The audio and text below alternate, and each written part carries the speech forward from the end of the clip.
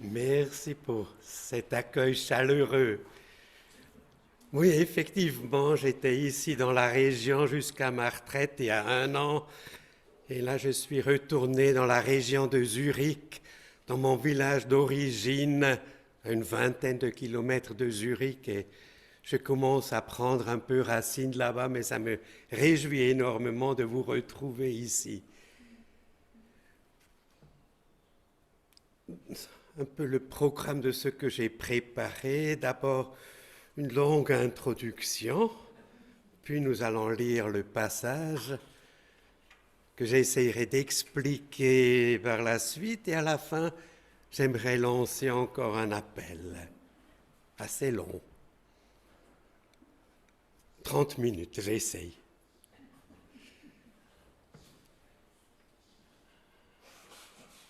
Je trouve formidable ce verset derrière moi qui résume très bien le livre des actes et ce que Dieu a à cœur encore pour nous aujourd'hui. Quand Jésus était sur terre, il a souvent dit « Moi, je ne suis envoyé que pour le peuple d'Israël ». Mais dès qu'il est ressuscité, à chaque moment, il a dit à ses amis « Allez-y dans le monde entier, annoncez cette bonne nouvelle ». Et si on survole le livre des actes, ceux qui le suivent chaque dimanche le savent, d'abord à Pentecôte, le Saint-Esprit est venu, une fête où il y avait du monde entier, des Juifs qui revenaient, mais aussi des prosélytes, des craignants Dieu qui étaient là. Mais ça prenait du temps jusqu'à ce que les chrétiens comprennent que même pour les étrangers, les non-juifs, l'évangile était destiné. Il fallait que un chrétien célèbre, Étienne, soit tué, qu'il y ait une grande persécution à Jérusalem pour que les gens enfin partent annoncer l'évangile partout. Ce qu'ils ont fait en Samarie, par exemple. Avant, ils ne parlaient pas aux Samaritains, maintenant ils annonçaient l'évangile. Quelle révolution! Mais il y avait quand même des chrétiens conservateurs qui voyaient ça pas d'un bon œil. Il fallait que Jean et Pierre partent pour calmer la situation, pour dire voilà, c'est vraiment l'Esprit de Dieu qui est à l'œuvre. Puis, dans la suite, au chapitre 10, nous allons voir même un vrai païen, un Romain. Il se convertit. Mais encore, c'était la Révolution. Pierre devait se justifier après. Pourquoi il est allé annoncer à un païen, à un Romain en plus, l'Évangile? Et puis à partir du chapitre 12, vous allez voir, ça bouleverse le monde entier. Une petite équipe part finalement jusqu'à Rome annoncer l'Évangile. Tout ça, c'est résumé ici et ça continue jusqu'à nos jours, que l'Évangile soit connu dans le monde entier.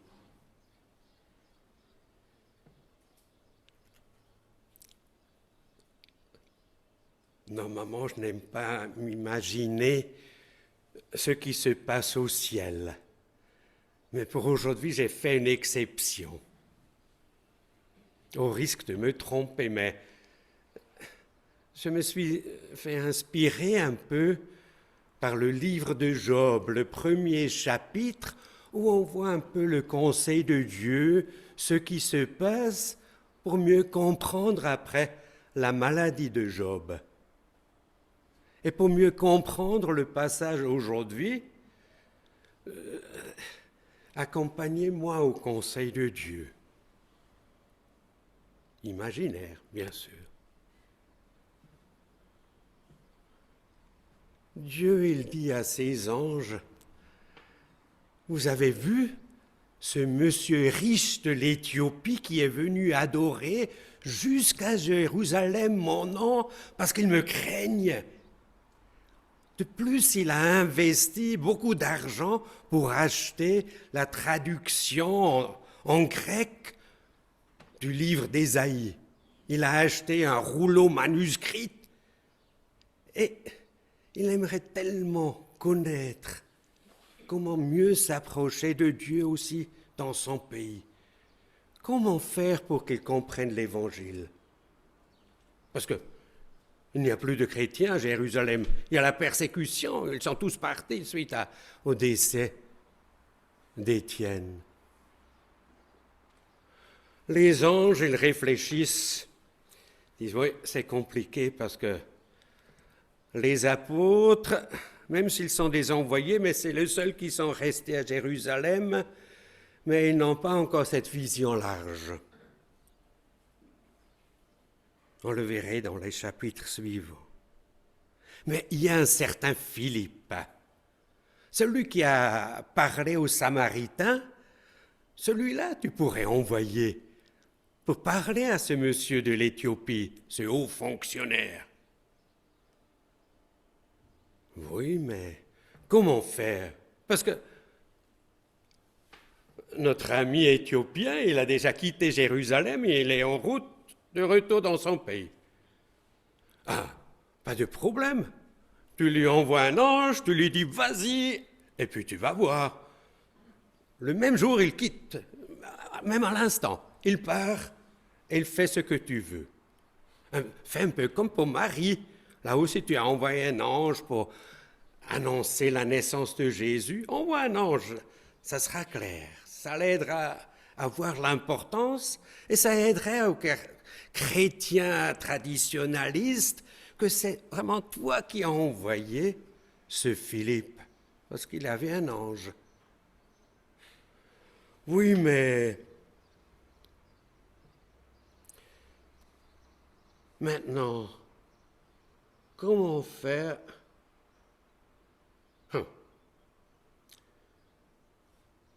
pour qu'il se retrouve au même moment? Donc, l'ange lui dit va. Et comme je connais Philippe, il va partir. Mais après, comment va-t-il faire pour évangéliser ce monsieur? Les anges, de nouveau très intelligents, ils grattent leur tête et puis ils disent, mais c'est facile, comme il a le rouleau d'Ésaïe, il lit déjà maintenant dans sa voiture, et tu vas voir qu'il arrive tout juste sur une prophétie du Messie. Comme ça, Philippe peut tout simplement dire, mais c'est le Messie, c'est Jésus, et expliquer l'Évangile. Tu lui dis, c'est formidable, vous les anges, vos propositions, mais si vraiment l'Éthiopien, il accepte sur la route de Jérusalem à Gaza, la route déserte, comment faire le baptême? Il faut quand même un flaque d'eau, un petit lac, quelque chose comme ça. Les anges disent, mais il n'y a pas de problème, toi, Dieu, qui fait pleuvoir sur les bons et les mauvais. Organise une pluie pour qu'il y ait vraiment de l'eau dans la région, que de passage, il puisse avoir ce baptême s'il accepte l'Évangile. Oui, mais il y a encore une dernière question, mes chers anges. Comme je connais cet Éthiopien, il va sûrement inviter notre cher Philippe à l'accompagner chez lui définitivement en Éthiopie et il va se plaire là-bas. Mais moi, je veux que d'abord la Philistine, là où les Palestiniens, vers Gaza, Asdod, là-bas, soient évangélisés. Et je l'ai prévu pour ça. Comment faire? Ah, les anges, ils disent, mais toi, tu es tout puissant. Tu pourrais faire quelque chose que tu n'as jamais fait.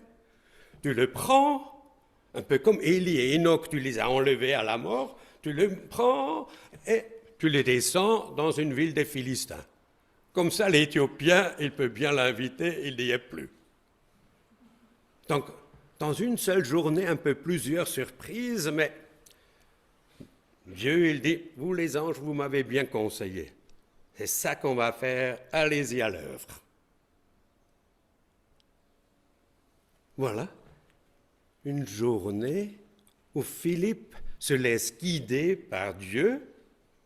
Et il y a plein de surprises, des hasards, des coïncidences surprenantes, même des miracles, des anges qui apparaissent, pour finalement un Éthiopien puisse trouver Jésus. Je vous lis le passage, comment, du point de vue terrestre, ça s'est réalisé. C'est en Actes chapitre 8 à partir du verset 26. Acte 8, 26. Un ange du Seigneur s'adressa à Philippe et lui dit, « Lève-toi, pars en direction du sud, prends la route qui descend de Jérusalem à Gaza, celle qui est déserte. » Il se leva immédiatement et se mit en route.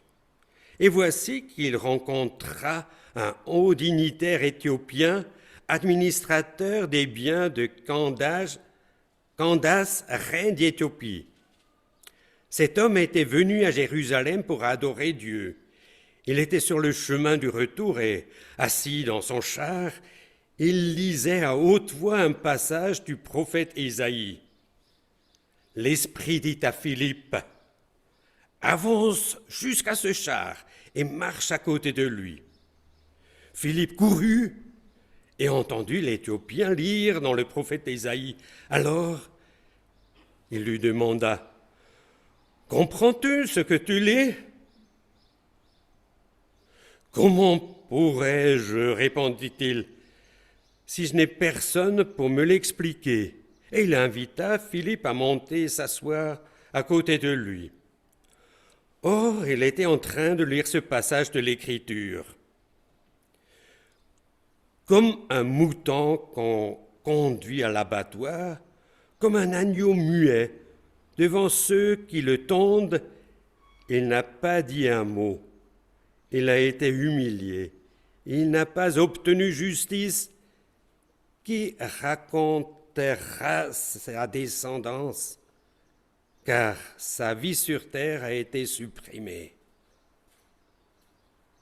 L'Éthiopien demanda à Philippe, « Explique-moi s'il te plaît, de qui est-il question? Est-ce de lui-même que le prophète parle ou de quelqu'un d'autre ?» Alors Philippe prit la parole et, partant de ces textes, lui annonça la bonne nouvelle de Jésus. En continuant leur route, ils arrivèrent près d'un point d'eau. Alors le dignitaire s'écria, « Voici de l'eau! Qu'est-ce qui m'empêche que je sois baptisé? Si tu crois de tout ton cœur, tu peux être baptisé. » Oui, répondit le dignitaire, « je crois que Jésus est le Fils de Dieu. » Aussitôt, il donna l'ordre d'arrêter le char. Philippe et le dignitaire descendirent tous deux dans l'eau et Philippe le baptisa. Quand ils sortirent de l'eau, l'Esprit du Seigneur enleva Philippe et le dignitaire ne le vit plus. Celui-ci poursuivit sa route, le cœur rempli de joie. Philippe se retrouva à Ashdod, d'où il se rendit à Césarée en annonçant la bonne nouvelle dans toutes les localités qu'il traversait. Voilà le résumé de l'histoire de l'Éthiopien qui est venu adorer à Jérusalem et sur son chemin de retour a rencontré un chrétien qui lui a annoncé cette bonne nouvelle de Jésus.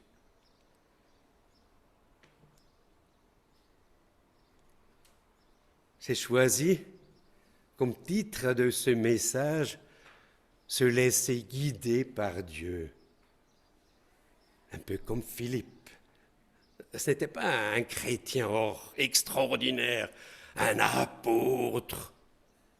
Non, avant, quand ils étaient à Jérusalem, il était un de ceux qui distribuaient de la nourriture aux femmes des étrangers, non, pas femmes, justement, les veuves grecques, donc étaient un peu négligées.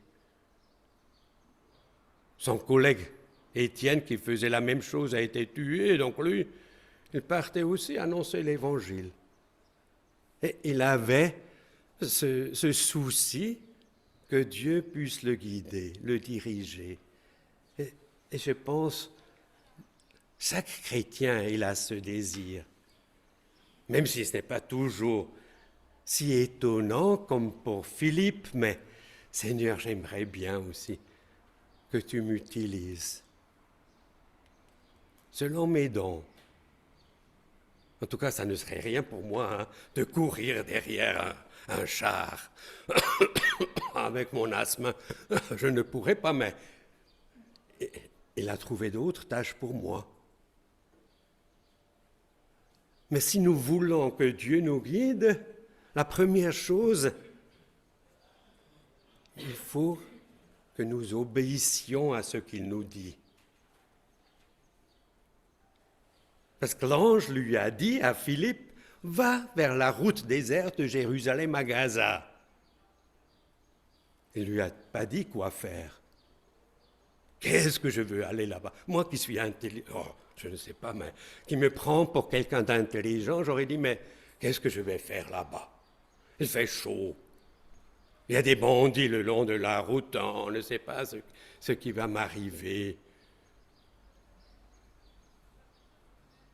Souvent, si on est un peu intelligent, on hésite à faire ce que Dieu nous dit. Non? Je vous aide un peu.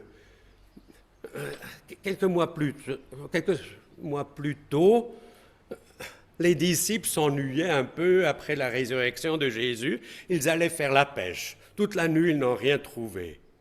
Le matin, il y a Jésus qui les appelle. « Ah les gars, vous n'avez rien eu ?» Ils disent « Non, ça ne marche pas aujourd'hui. » Jésus, il dit « Jetez le filet du côté droit. » Si moi j'étais dans la barque, si moi j'étais Pierre, j'aurais dit « Jésus, ce n'est pas la peine. On a essayé toute la nuit, ça ne marche pas. Et si c'est gauche ou droite, peu importe. Pourquoi on va jeter du côté droit? Moi j'essaie du côté gauche, ça va donner la même chose. » Pourquoi il dit du côté droit? Souvent, il y a des petites choses quand Dieu il parle, où nous on ne comprend pas. Mais il faut la foi. Pour les pêcheurs, dans le bateau, gauche ou droite, peu importe, ils ont obéi, ils ont jeté du côté droit. Si Dieu vous dit, déchargez-vous de vos soucis, car il prend soin de vous. Si vous êtes un peu intelligent, vous dites, mais c'est bien comme assurance, mais il faut quand même que je fasse un peu des soucis, que je prenne les choses moi-même en main. Parce qu'actuellement, ça ne va pas chez moi. Non? Souvent, j'ai l'impression quand Dieu il nous dit quelque chose, notre intelligence nous dit, mais... On voit quelqu'un d'autre. Tu as tellement de chrétiens, pourquoi moi? Mais la réponse de Philippe, verset 27, il se leva immédiatement et se mit en route, pas comme Jonas dans l'autre direction, il est allé. Immédiatement. Et vous qui vivez avec Dieu, si vous lisez la parole de Dieu, si vous êtes en contact avec Dieu, souvent il vous parle, que tout à coup un verset vous interpelle tellement que vous vous dites « Ah, ça c'est vraiment pour moi ». Ou Dieu utilise un autre moyen, comme ici un ange. Ceux qui me connaissent comme pasteur Cacahuète que j'étais avant d'être retraité, chez moi, il a utilisé un rêve. Le matin, quand je me suis réveillé, je savais, il faut que je démissionne comme Securitas, parce que j'étais Securitas à mi-temps et à mi-temps pasteur. Donc l'un le jour, l'autre la nuit. Moi, je me disais au réveil, mais mon épouse va mal me prendre ça. Comment on va vivre avec 50% de moins de recettes? Mais non, elle a dit, ah, c'est merveilleux, enfin tu restes à la maison la nuit. Et le Seigneur, parce que c'est ça que j'ai fait, j'ai démissionné pour pouvoir travailler ici à Renan, le Seigneur, il l'a béni, on n'a jamais eu faim. Et comme petit encouragement dans la suite, des personnes, tout à coup, m'ont donné de grandes sommes, comme ça. 1000 francs. La sortie d'un culte, Stéphane, c'est pour toi. Je conduisais quelqu'un et au lieu de me donner 20 francs, ça c'est pour le prix d'essence, 1000 francs. Je ne comprenais plus. Mais ce que j'ai compris là derrière, Dieu, il voulait m'encourager. Il n'y a rien qui est impossible à Dieu. Et même si mon histoire n'est pas dans la Bible, mais je pense que chacun de vous pourrait raconter des choses comme ça. Si on obéit à la parole de Dieu, il nous bénit par la suite. Donc si nous voulons que Dieu nous guide, écoutons sa voix, mettons en pratique ce que nous avons compris. Même si on ne comprend pas toujours, même s'il y a des incertitudes.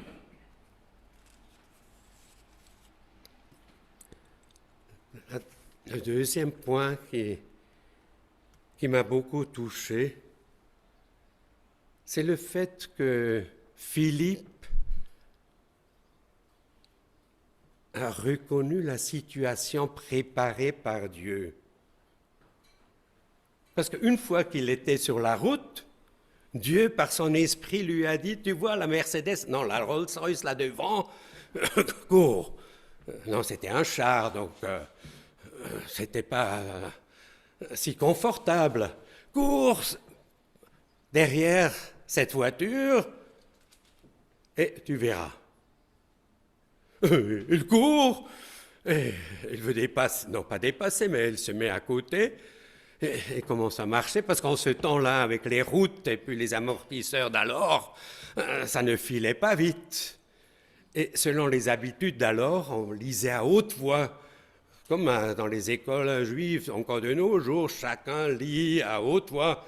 Et ce n'est pas le texte devant soi, comme nous on fait le culte personnel le matin, personne n'entend autour de nous ce que nous lisons. Non, à haute voix. Et Philippe, il entendait à côté.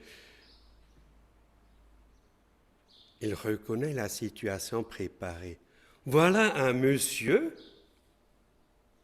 qui lit dans le rouleau d'Ésaïe, dans le chapitre 53 qui parle de la crucifixion de Jésus. Est-ce qu'il comprend? Monsieur, vous comprenez ce que vous lisez? Quelle situation préparée? Lui, il dit, mais non, justement, c'est ça mon problème. Est-ce que le prophète parle de lui, de quelqu'un d'autre? Parce que je vois, c'est un passage important. Venez dans ma voiture, expliquez-moi.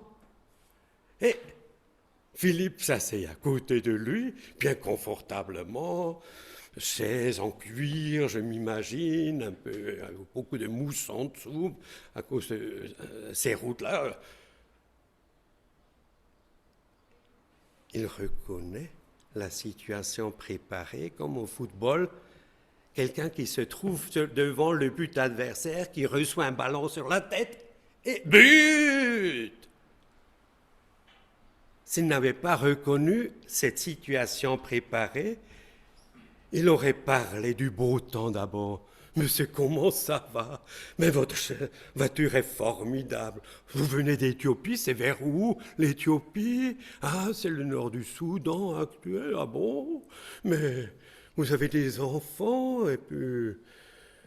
Ah bon, donc... Non. Au lieu de parler du beau temps et de la pluie, comme un joueur devant le but qui reçoit le ballon et après il va tripler dans le terrain partout. Ce n'est pas ça le but. Le but, c'est que les gens comprennent l'Évangile. Donc, il va droit au but. Il dit non. Ce passage, Ésaïe ne parle pas de lui, c'est du Messie à venir.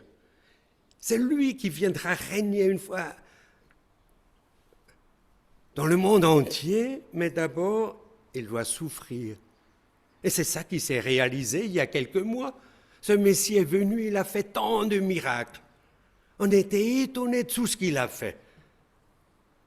Il a guéri des gens. Il a multiplié la nourriture.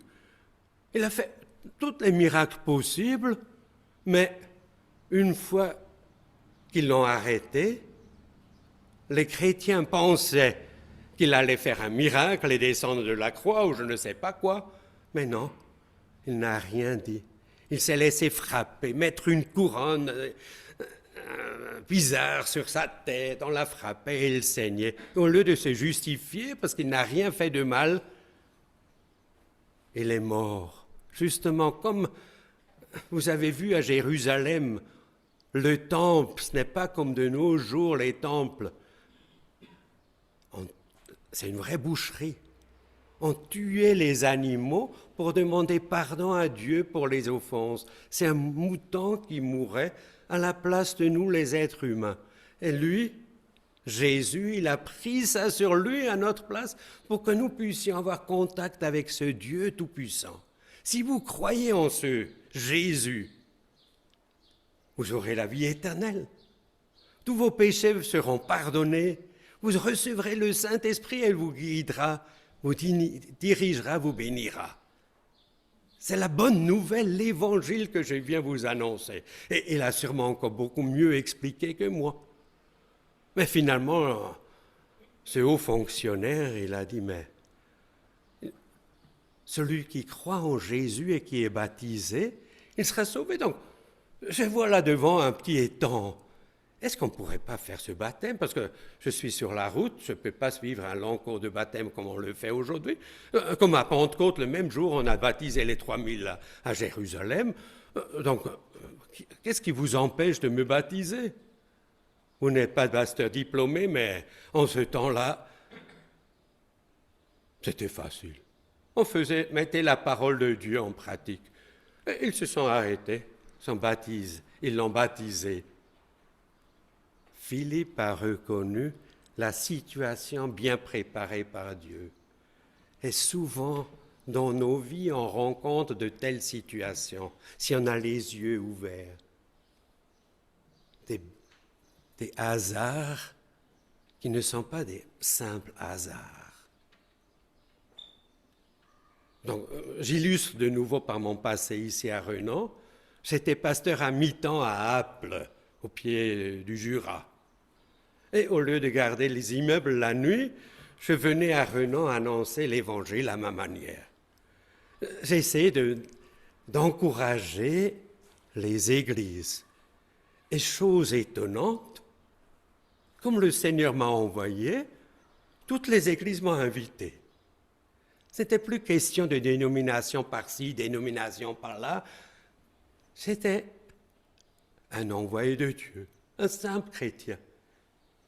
J'étais invité chez les frères à côté de la Copée pour annoncer la parole de Dieu. À la petite chapelle là devant la gare, à annoncer la parole de Dieu. À l'Armée du Salut, on a organisé un cours live dans la salle pour annoncer la parole de Dieu. Ici, à l'Action biblique, on me reçoit jusqu'à ce jour.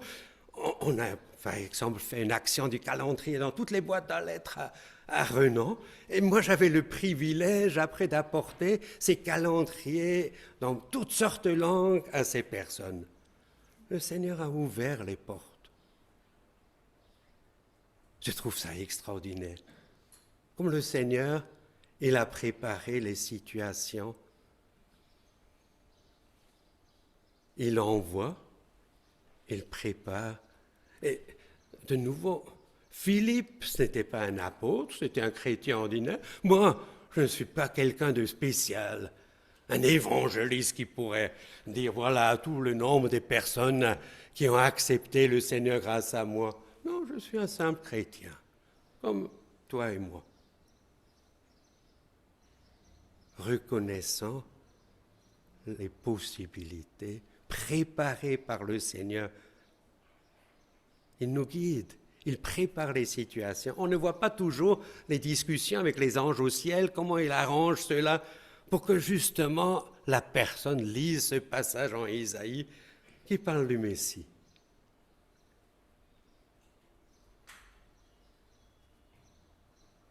Et le troisième point qui m'a touché là-dedans, le temps est limité. Dans une seule journée, c'était fini cette aventure. Il y va, il rencontre cet Éthiopien, lui explique l'Évangile et le baptise, et il est enlevé, il ne le voit plus. Un miracle extraordinaire, mais l'Éthiopien, avait maintenant le rouleau d'Ésaïe pour bien comprendre tous les passages là-dedans qui parlent déjà du Messie. Il a entendu pendant 30 minutes à peu près, un peu comme vous maintenant ce matin, l'Évangile, et ça devait suffire pour survivre, pour adorer Dieu dans son pays. Tout a une fin.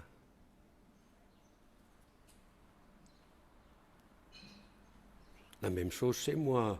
Donc je ne veux pas forcément parler de la mort, que nous on est tous passagères ici-bas, mais même moi qui suis parti en retraite, encore hier quelqu'un de Renan m'a appelé. Stéphane, je viendrai te voir.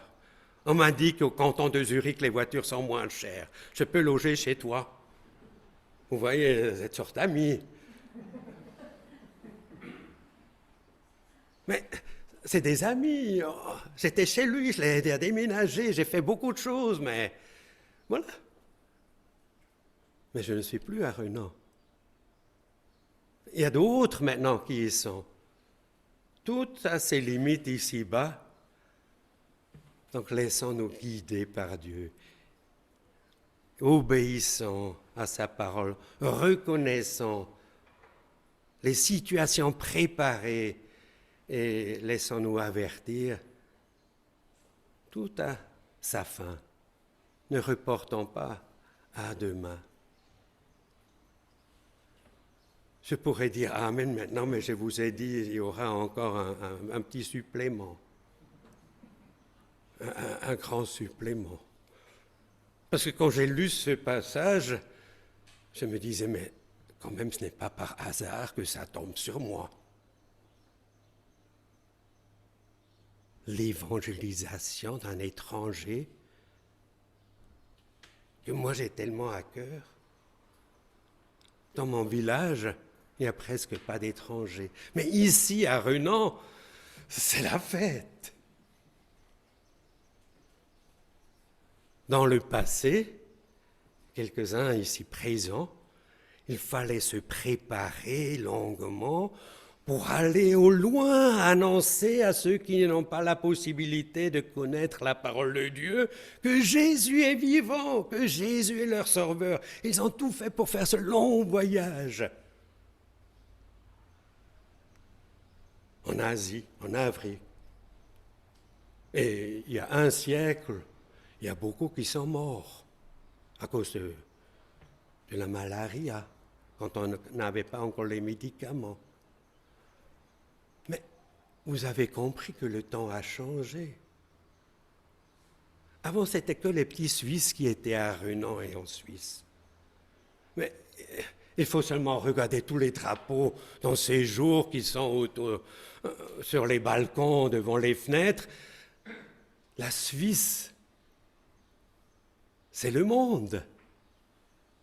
D'abord, c'est les Italiens qui sont venus travailler les travaux que nous, on n'aimait pas.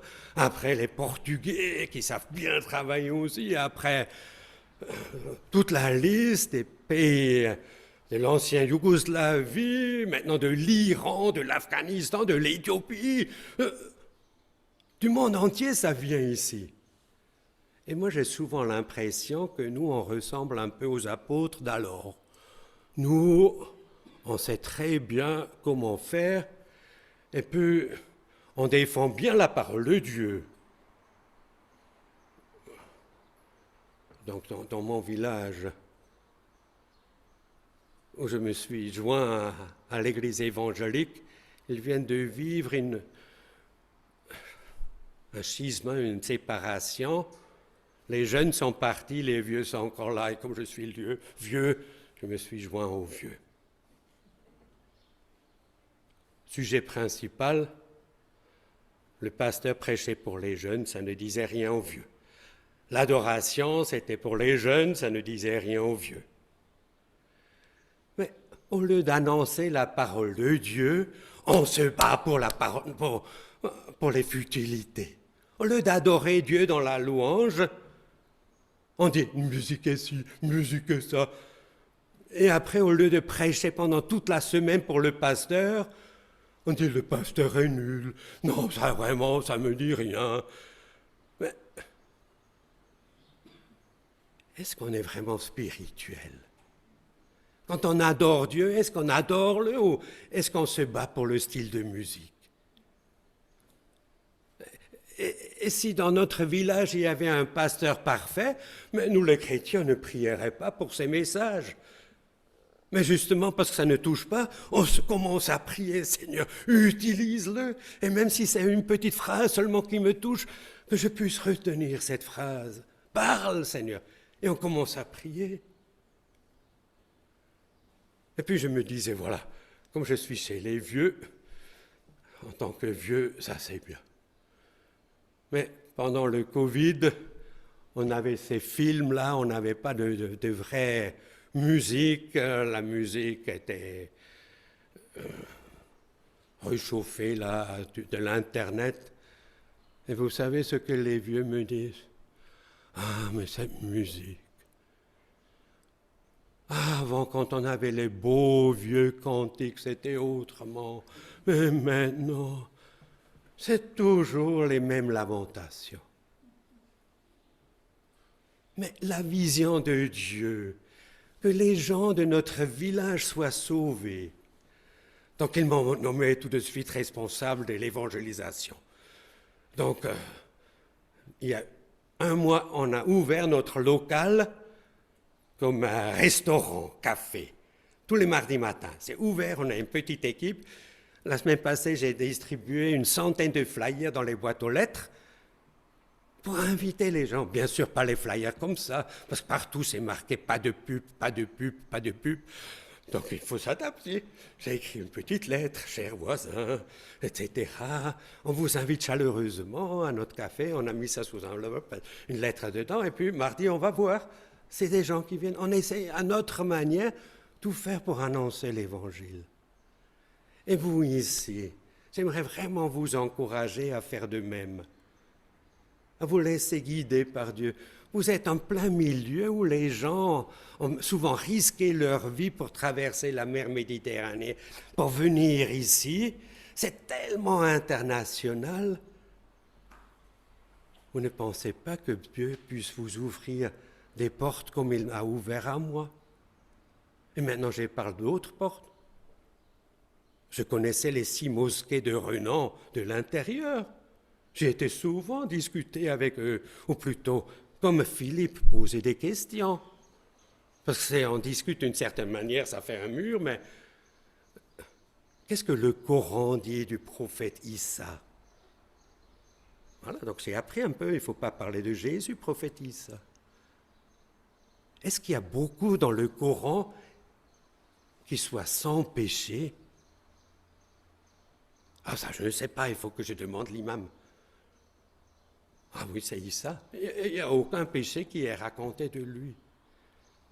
Et le Coran, il dit vraiment que Issa va revenir. Oh oui, c'est ça. Mais organisez un cours, comment évangéliser les musulmans. Et vous aurez tant de possibilités. Les autres que j'avais beaucoup à cœur, c'était mes amis témoins de Jéhovah. Parce qu'ils m'ont dit, vous les évangéliques, vous nous recevez très très mal. J'ai dit, ah non, moi je viens partout, vous m'invitez. Je suis allé dans le grand centre à Renan, toute la ville de Lausanne, etc. Viens. J'ai suivi une soirée de formation, comment faire du porte-à-porte. J'avais mes amis témoins de Jéhovah à qui j'ai toujours posé mes questions.